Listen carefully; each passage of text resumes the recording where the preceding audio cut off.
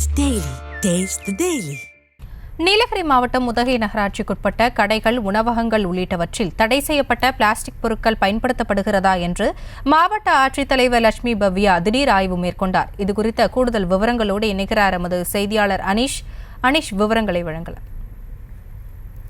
வணக்கம். நீலகிரி மாவட்டம் உதகை நகராட்சிக்குட்பட்ட மார்க்கெட், ஹோட்டல்களில் தடை செய்யப்பட்ட பிளாஸ்டிக் பொருட்கள் பயன்படுத்தப்படுகிறதா என்பது குறித்து மாவட்ட ஆட்சித்தலைவர் லட்சுமி பவ்யா தண்ணீர் திடீர் ஆய்வு மேற்கொண்டு தடை செய்யப்பட்ட பிளாஸ்டிக் கடைகளுக்கு 30,750 ரூபாய் அபராதம் விதித்தார். ஆய்வின் போது மார்க்கெட் வியாபாரிகள் சங்கத்தினரிடம் கலந்தாலோசனை மேற்கொள்ளப்பட்டு பெரும்பாலான கடைகளில் துணி பைகள், பேப்பர் பைகள் என பயன்படுத்தி வருகின்றனர். ஒரு சில கடைகளில் மட்டும் தடை செய்யப்பட்ட பிளாஸ்டிக் பயன்படுத்துவது கண்டறியப்பட்டு கடை வியாபாரிகளுக்கு இறுதி எச்சரிக்கை விடுக்கப்பட்டுள்ளது. மேலும் எதிர்காலங்களில் தொடர்ச்சியாக தடை செய்யப்பட்ட பிளாஸ்டிக் பயன்படுத்தும் கடைகள் மீது உரிய நடவடிக்கை எடுக்கப்படும் எனவும் பொதுமக்கள் நீலகிரி மாவட்டத்தை பிளாஸ்டிக் இல்லா மாவட்டமாக மாற்ற மாவட்ட நிர்வாகத்திற்கு முழு ஒத்துழைப்பு வழங்க வேண்டும் என மாவட்ட ஆட்சித்தலைவர் கேட்டுக் கொண்டுள்ளார்.